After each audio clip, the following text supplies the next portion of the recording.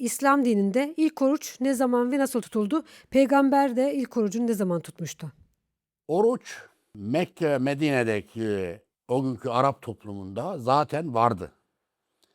Yani müşriklerde Ramazan ayı vardı. Ramazan ayı zaten Arapların kullandığı bir takvim. Bu Ramazan'a müşrikler de Ramazan diyordu.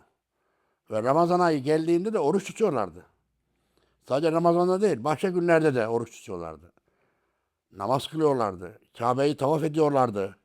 Kabe'nin etrafında dönerek Lebbeyk Allahümme lebbeyk, lebbeyke la şerike leke lebbeyk diye bugünkü gibi söylüyorlardı. Şu anda Mekke'deki Kabe'nin etrafındaki hac eylemi 4000 yıldır, aşağı yukarı 4000 yıldır aynı. Yani Hazreti İbrahim'den bu yana oraya insanlar gidiyor, tavaf ediyor, Arafat'a çıkıyor.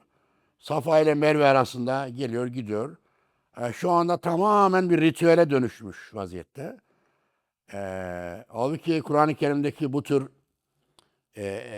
yapılması istenen şeylerin bir nusuku, bir de ibadeti vardır. Bunu ben böyle ikiye ayırıyorum. Nusuk da bir Kur'an kavramıdır. İbadet de bir Kur'an kavramıdır.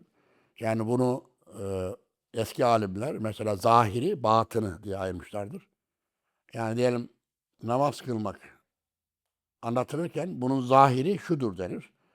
İşte Allahu Ekber dersin, secdeye gidersin, rükuya gidersin, şunları okursun. Fatiha'dan sonra Zamm-ı Sure okursun filan. Bunlar işin zahiridir, şeklidir yani. Zahiri böyledir, şekli böyledir derler. Ama da bir de bunun batını var. Yani bundan maksat ne? Niye secde ediyoruz? Niye ruku ediyoruz? Niye Kabe'nin etrafına dönüyoruz? Niye oruç tutuyoruz? Niye aç kalıyoruz?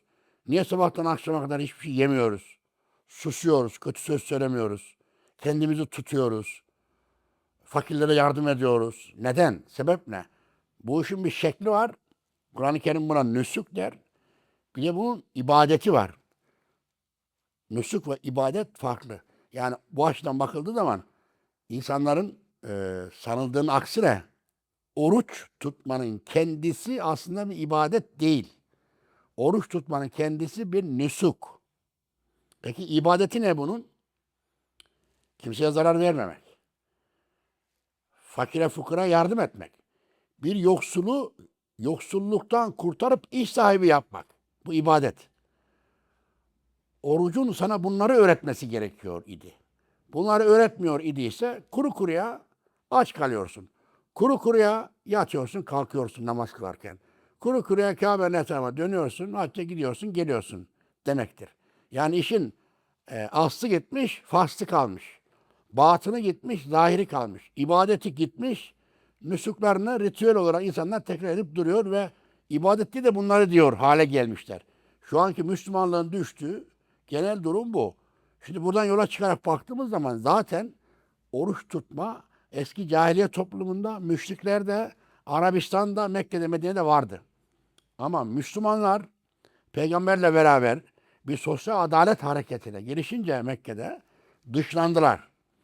Kim tarafından? Allah'a inanan, namaz kılan, Kabe'ye hizmet ettiğini söyleyen, Kabe'nin örtüsünü değiştiren, hacılara su dağıtan, Ramazan ayında oruç tutan, sarıklı, cübbeli, Ebu Cehil, Ebu Leheb, Ebu Süfyan gibi adamlar inşallah maşallah diyerek sen bize atalarımızın dinini terk ediyorsun.